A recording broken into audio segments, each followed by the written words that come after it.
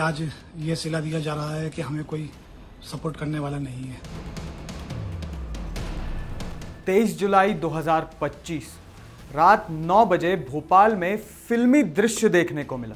जी हाँ, पुलिस ने link road पर घेराबंदी कर रखी थी और उनका टारगेट थी एक ब्लैक स्कॉर्पियो। जी हाँ, और जब वो ब्लैक स्कॉर्पियो वहां पर पहुंची तो पुलिस ने उसे धर दबोचा। उसमें जो ड्राइवर और उनके साथी थे उनने भागने की तो कोशिश की, लेकिन पुलिस के हाथ से इतना आसान नहीं है बचना। जी हाँ, और जब पूरी प्लानिंग ही आपको पकड़ने की गई हो तो फिर तो मुश्किल ही हो जाता है। और जो दो व्यक्ति उस गाड़ी से निकले उनका नाम थे यासिन अहमद उर्फ यासिन मछली और उसके चाचा शाहवर अहमद उर्फ शाहवर मछली।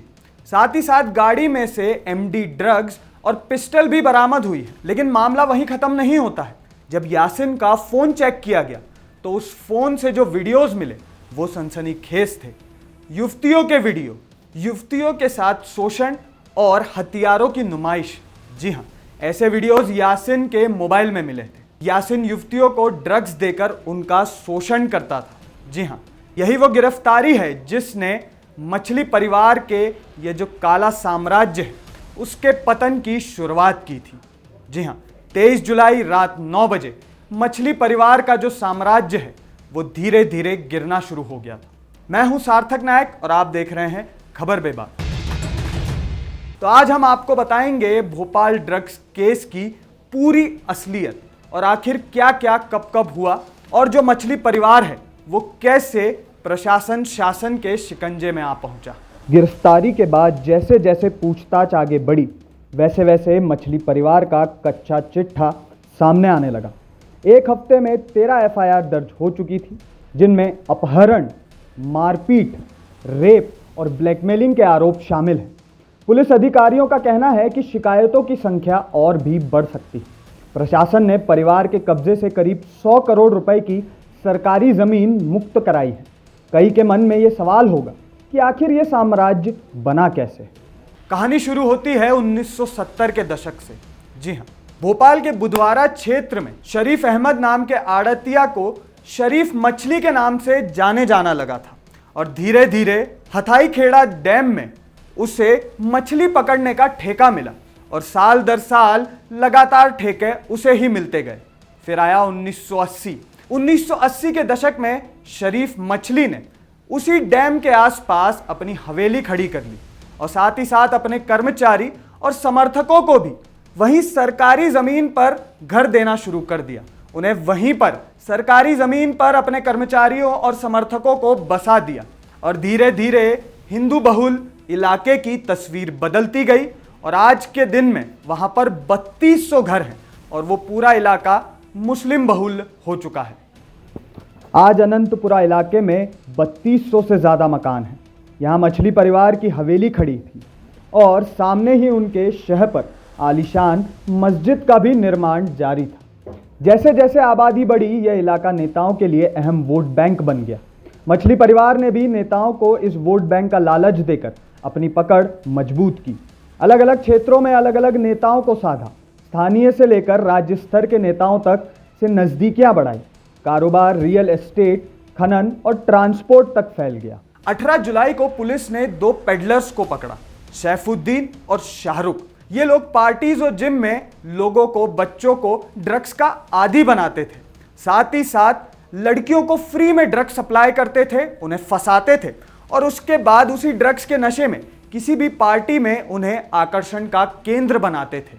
साथ ही साथ पुलिस को इनके पास 15 ग्राम एमडी ड्रग्स भी मिला और जब पुलिस ने थोड़ी कठोरता से पूछताछ की तो पूछताछ में इनके पीछे का मेन मास्टरमाइंड मछली परिवार निकला।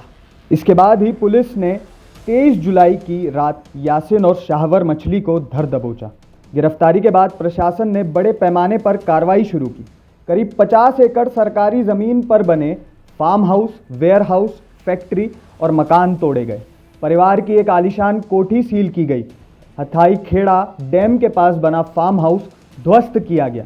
इस फार्म हाउस में स्विमिंग पूल और लग्जरी सामान मौजूद था। फार्म हाउस तक जाने वाली सड़क डैम के पानी को छू रही थी, जो नियमों के खिलाफ था। परिवार की 3 मंजिला कोठी तोड़ने की कार्रवाई जारी है। नगर निगम और पुलिस का दस्ता 6 जेसीबी और पोकलेन मशीनों से 15,000 स्क्वायर फीट सरकारी जमीन पर बनाई गई इस अवैध इमारत को ढहाने में लगे। कार्रवाई गुरुवार सुबह करीब 11 बजे शुरू की गई थी। इससे पहले कोठी में रखा सामान बाहर निकाला गया। एसडीएम विनोद सोनकिया समेत पुलिस के आला अफसर मौके पर थे। एक पुलिस अधिकारी ने बताया कि हताई खेड़ा स्थित कोठी का निर्माण सरकारी जमीन पर किया गया है, इसलिए पूरी इमारत को तोड़ा जा रहा है। भोपाल पुलिस ने कॉलेज छात्राओं से जुड़े रेप और ब्लैकमेलिंग केस में शाहवर मछली और उसके भतीजे यासीन को गिरफ्तार किया था। इन दोनों की गिरफ्तारी के बाद चाचा शारिक मछली भी पुलिस की गिरफ्त में आ गया है। तो आपको बताते हैं मछली की उस कोठी के बारे में जिस पर आज बुलडोजर एक्शन हुआ। 1990 में ये कोठी बनी थी जिसमें 30 से ज्यादा कमरे हैं। 3 मंजिला ये कोठी है जिसकी कीमत 20 से 25 करोड़ बताई जा रही है। इसमें गैरेज है, पार्क है, झूला घर भी है। और आपको ये बता दें कि ये जो पूरी कोठी है ये सरकारी जमीन पर अवैध तरीके से बनाई गई है, इसीलिए इस पर आज बुलडोजर एक्शन हुआ है। ये एक्शन आप भी अपनी स्क्रीन पर देख सकते हैं। इस बीच परिवार का पक्ष भी सामने आया है। शारिक अहमद ने सोशल मीडिया पर वीडियो जारी कर कहा, हमारा परिवार पिछले 50 साल से बीजेपी की सेवा कर रहा है। हमारे खिलाफ षड्यंत्र वक्फ बिल के समर्थन के बाद शुरू हुआ। हमें लव जिहाद और लैंड जिहाद जैसे मामलों में फंसाने की कोशिश हुई है। ड्रग्स के मामले में भी हमें राजनीतिक साजिश के तहत निशाना बनाया जा रहा है। इसके पीछे कांग्रेस नेताओं का हाथ। पुलिस अगर उनकी कॉल रिकॉर्ड्स जांचे तो सच सामने आ जाएगा। और मेरा परिवार पिछले 50 वर्षों से भारतीय जनसंघ और भारतीय जनता पार्टी से जुड़ा हुआ परिवार है। उसकी आज ये सिला दिया जा रहा है कि हमें कोई सपोर्ट करने वाला नहीं है। एक नया मामला आया है पिछले दिनों ड्रग्स को लेकर, जिसमें मुख्य आरोपी यासीन अहमद और शाहवर अहमद को बनाया गया है, जिसमें मुझे भी इस मामले में घसीटा जा रहा है। मेरा घर शाहवर के घर से लगभग 20 किलोमीटर दूर है और मेरा इस मामले से कोई लेना देना नहीं है। अवैध कब्जा और नेताओं से गठजोड़, ऐसे कई मामले अब सामने आ चुके हैं, लेकिन कार्रवाई अभी भी जारी है। पुलिस लगी हुई है। क्या क्या देख सकते हैं, क्या क्या तोड़ सकते हैं। आखिर मछली परिवार पर इस पूरी कार्रवाई पर बुलडोजर एक्शन, साथ ही साथ 23 जुलाई से शुरू हुई ये कार्रवाई जो आज तक चल रही है, इस पूरे मामले पर आपकी क्या राय है? आप हमारे साथ कमेंट बॉक्स में शेयर करना ना भूलें। आप देख रहे हैं खबर विभाग और मैं हूं सार्थक नायक।